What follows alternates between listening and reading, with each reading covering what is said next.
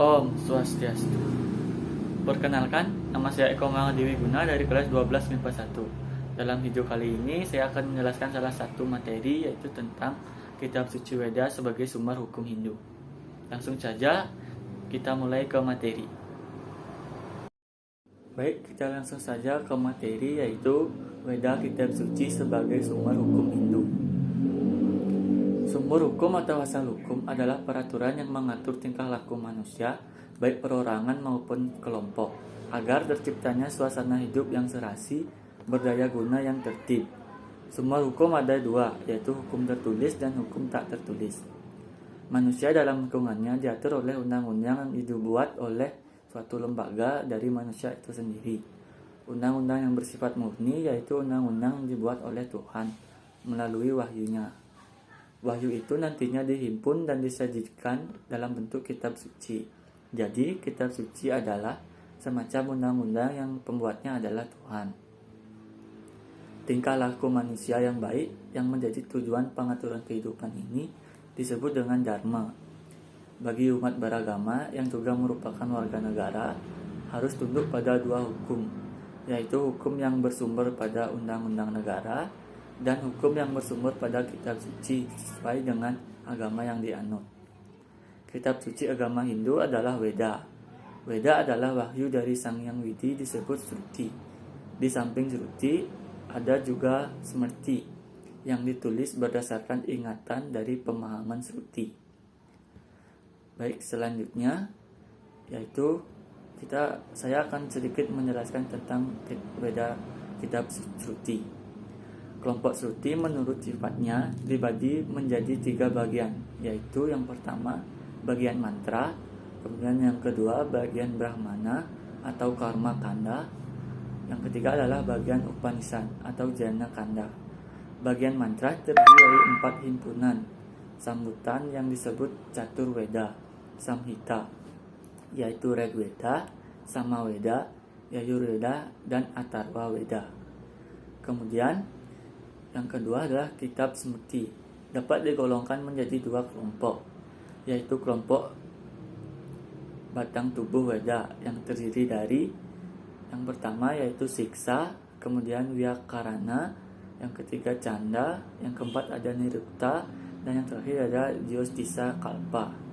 Kemudian kelompok Upaweda yang terdiri dari beberapa cabang ilmu, yaitu yang pertama ada Itihasa, kemudian Purana, kemudian ada Artha Sastra, Ayurveda, Gandharva Weda, dan yang terakhir adalah Kama Sutra. Baik, selanjutnya kitab Smriti dianggap sebagai kitab hukum Hindu karena di dalamnya memuat tentang syariat hukum yang disebut Dharma. Dalam Weda yang berarti sama dengan hukum adalah Rta dan Dharma. Keduanya berarti hukum dalam ilmu hukum Hindu. Rta adalah alam yang sifatnya abadi, sedangkan Dharma adalah hukum duniawi.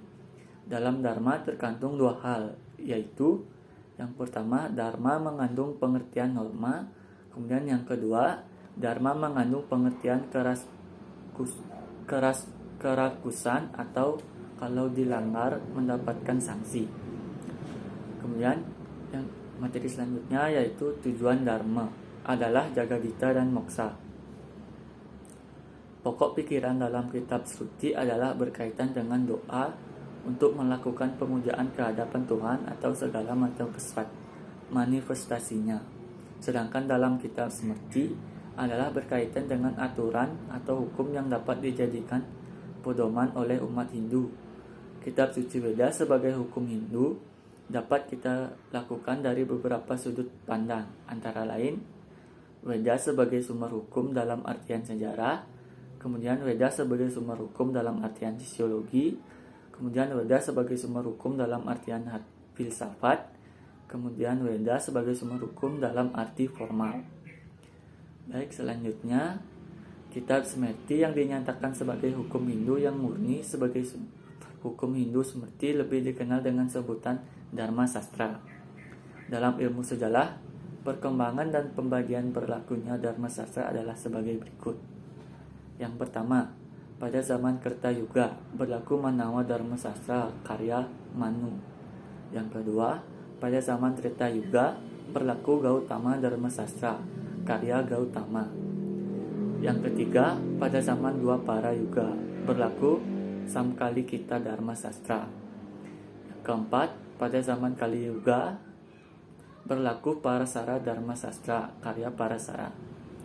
Selanjutnya, sejarah pertumbuhan hukum Hindu lebih jauh ditandai oleh adanya 3 mazhab, yaitu yang pertama ada aliran Yajnya Awalkya oleh Yajnya Awalkya. Yang kedua aliran Mitakrasa oleh Yajneswara. Yang ketiga ada Dayabaga oleh Jimutawahana. Kemudian kitab Manawa Dharma Sastra juga menjelaskan bahwa yang patut dijadikan sumber hukum Hindu adalah Sruti, Smrti, Acara, dan Atmanastuti. Demikianlah adanya Weda sebagai sumber hukum Hindu. Baik, sekian materi yang dapat saya sampaikan. Bila ada pertanyaan atau materi yang belum dipahami, bisa ditanyakan melalui kolom komentar. Sekian dari saya, terima kasih.